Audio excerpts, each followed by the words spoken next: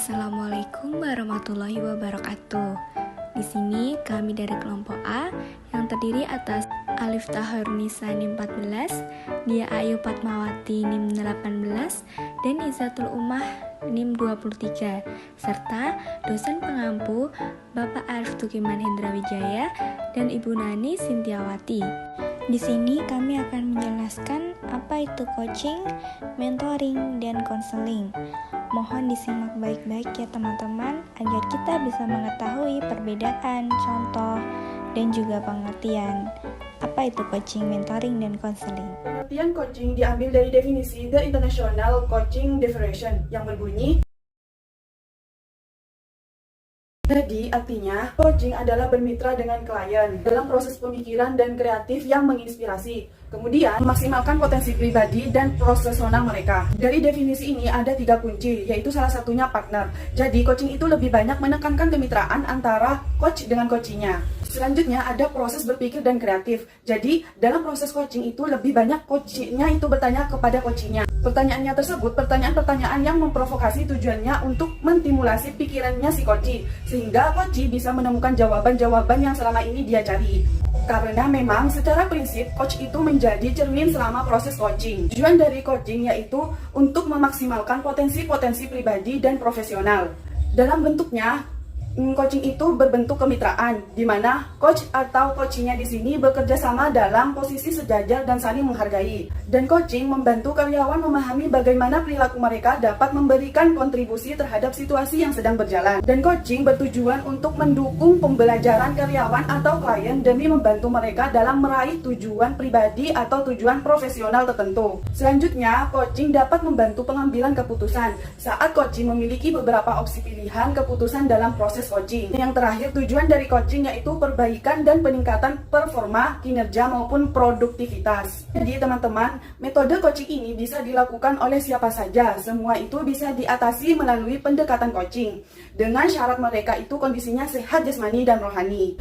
Dari mulai anak kecil sampai orang dewasa bisa dan butuh di coaching untuk hidup lebih baik dan bermakna. Coaching itu bisa diimplementasikan kepada siapapun, baik itu personal, pemilik usaha, perusahaan, profesional, sekolah, universitas, lembaga-lembaga pendidikan nonformal lain, serta individu yang sedang bertransisi dalam memperbaiki, mengembangkan, mencari solusi, menciptakan, merencanakan sesuatu dalam kehidupan maupun pekerjaannya. Contoh dari coaching tersebut di sini kami beri contoh sebagai berikut, yaitu seorang pimpinan atau anggota karyawan dari sebuah organisasi atau korporasi yang sedang mendekati masa pensiun atau peralihan. Tentunya di mana akan merasakan suatu kekhawatiran atau kegalauan dikarenakan mungkin diantaranya takut menghadapi masa depan karena terbayangkan akan kehilangan anak buah, takut berkurangnya kesejahteraan hidup karena sudah kurang produktif. Selanjutnya ada contoh seorang pengusaha yang beberapa kali gagal dalam menjalankan usahanya sehingga mengalami blank, tidak bisa berpikir apa saja yang harus dikerjakan. Nah, contoh selanjutnya yaitu seorang pemimpin yang membutuhkan seseorang untuk berkeluh kesah sekaligus mendorong dirinya di tempat yang tinggi hingga bisa melihat ke seluruh penjuru sehingga masalah-masalah yang dihadapi perusahaan berikut solusi dan tentunya action plan-nya bisa terlihat dengan jelas.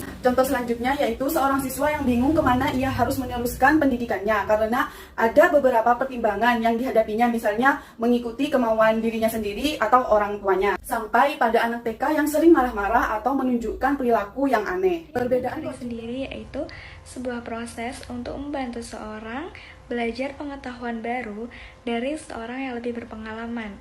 Mentoring sendiri dapat dilakukan dengan 2 cara, yaitu secara formal dan informal. Untuk pendampingan formal, biasanya antara mentor dan mente cenderung lebih terstruktur. Sedangkan untuk pendampingan informal, biasanya di antara mentor dan mente lebih santai dan tidak ada track progress atau penilaian yang terencana. Siapa yang membutuhkan mentor? Yaitu seorang yang membutuhkan bantuan atau arahan untuk mencapai sesuatu. Dengan begitu, seorang mentor akan memandu kamu menghadapi masalah dan memberikan wawasan yang berguna untuk kemajuan karir kamu. Tidak perlu khawatir seorang mentor akan keberatan, karena sejatinya seorang mentor dengan senang hati mereka akan membantu kalian dan berbagi menjadi kepuasan bagi mereka. Tujuan utama dari mentoring yaitu meningkatkan keahlian kalian baik dari hard skill maupun soft skill. Contoh dari kegiatan mentoring yaitu ketika kalian ingin berjualan bakso Malang, akan tetapi pengetahuan kalian dalam berjualan cukup minim. Tentunya untuk bisa menjadi seorang penjual bakso Malang dengan omset pemasukan yang cukup baik diperlukan beberapa usaha. Salah satunya adalah dengan bantuan kegiatan mentoring ini. Nantinya, kalian akan mencari orang lain yang dianggap mampu menyelesaikan permasalahan yang kalian alami. Tentunya, pengalaman dan juga wawasan terkait dunia bisnis dalam bidang tersebut juga menjadi pertimbangan khusus dalam pemilihan mentoring kalian. Untuk perbedaan dari coaching, mentoring, dan konseling, yaitu mentoring merupakan sebuah proses pendampingan yang lebih mengarah ke pengembangan diri secara lebih menyeluruh, yang membantu karyawan dengan cara berbagi pengalaman dan pengetahuan untuk mempercepat proses pembelajaran, yang biasanya dilakukan antar individu, yaitu seorang mentor dan juga mentee. Konseling atau penyuluhan adalah proses pemberian bantuan yang dilakukan oleh seorang ahli, disebut dengan konselor, kepada individu yang mengalami suatu masalah yang biasa disebut dengan konseli, yang bermuara pada teratasinya masalah yang dihadapi oleh klien. Konseling itu juga sebuah sarana untuk bercerita atau curhat ketika memiliki masalah yang membuat galau dengan bertujuan untuk mencari solusi. Tetapi konseling ini tidak hanya yang perlu solusi saja. Kemudian siapa sih yang butuh konseling ini? Apakah saya, apakah kamu, atau kita, atau dia, atau mereka? Konseling sendiri bertujuan untuk membantu semua peserta didik agar memperoleh perkembangan yang normal, memiliki mental yang sehat, dan memperoleh dasar keterampilan hidupnya, atau dengan kata lain membantu peserta didik agar mereka dapat mencapai tugas-tugas perkembangannya. Adapun contoh dari konseling sendiri yaitu konseling pernikahan, konseling karir, hingga konseling psikologi. Apa sih perbedaan coaching, mentoring, dan konseling?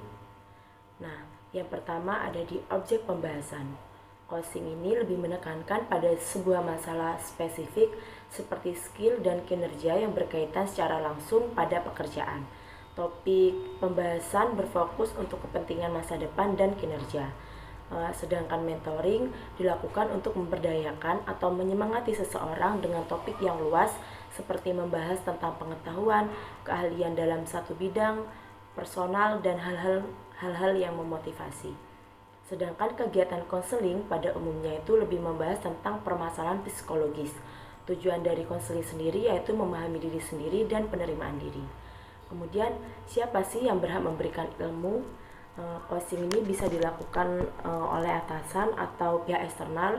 Terkadang perusahaan menggunakan jasa konsultasi organisasi karena pihak eksternal memiliki pengalaman yang lebih banyak dan bisa melihat permasalahan secara objektif.